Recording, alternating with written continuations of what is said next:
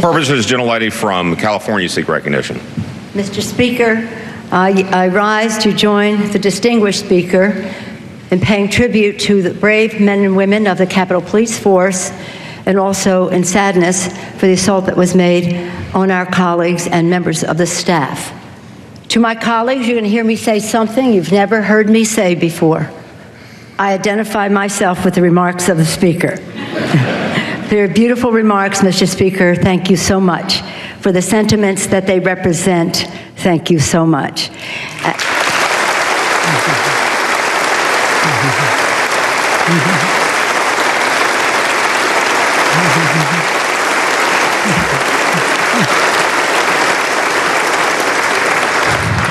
Again, we are not one caucus or the other in this House today, but we speak for each other in saying that we send our thoughts and prayers to our colleague, Steve Scalise.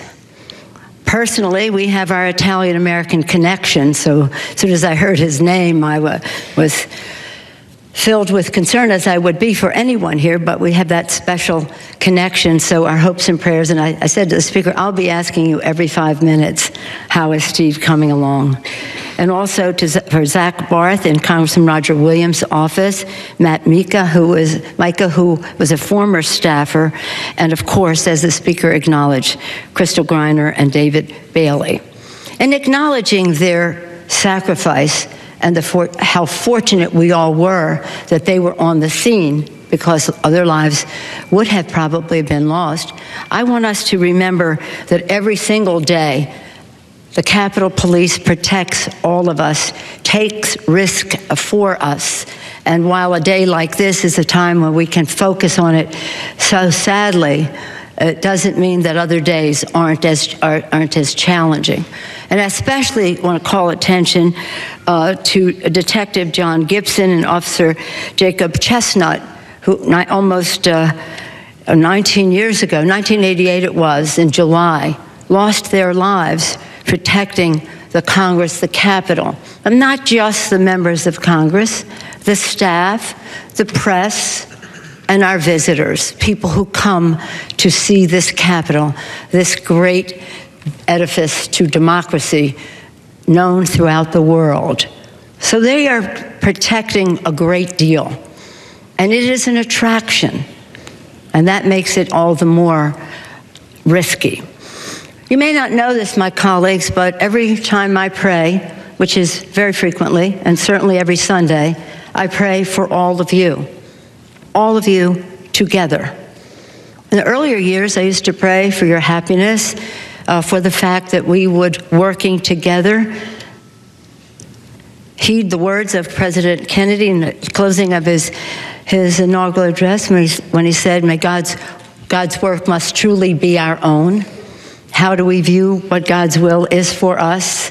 How do we come together to give confidence to the American people that, as our founders intended, we would have our disagreements and we would debate them and we would have confidence in our beliefs and humility to listen to others. But in more recent years, I have been praying not only for that, but for our safety.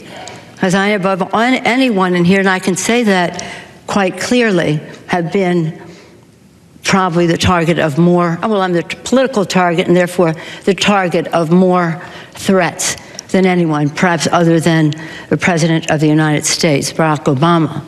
And so I prayed for Barack Obama. And now I continue to pray for him. And I pray for Donald Trump, that his presidency will be successful and that his family will be safe.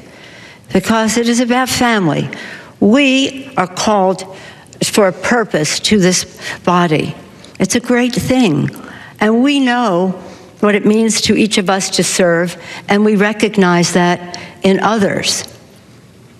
And we also recognize that you have your constituents, we have ours, and we respect you and your constituents who sent you here, all worthy of respect. But we do have our differences. And so I pray, my prayer is that we can resolve our differences in a way that furthers the preamble to the Constitution, takes us closer to e pluribus unum. And today, again, Again, it's in the family. It's an injury in the family for the staff and for our colleague and for his leadership. As I mentioned just a minute ago in the Fuller thing, sports are a wonderful thing in our country. Probably one of the most unified. I think the arts, we like the same music or plays or whatever, but sports really bring us together in our cities. You see people who have the biggest differences of opinion on politics, and yet when their team is on the field, people come together. People come together. So when this team was on the field practicing with such camaraderie and such brotherhood, I don't know if you have any sisters on your team. We have 2 on our team. For this person to take this action was so cowardly. So cowardly.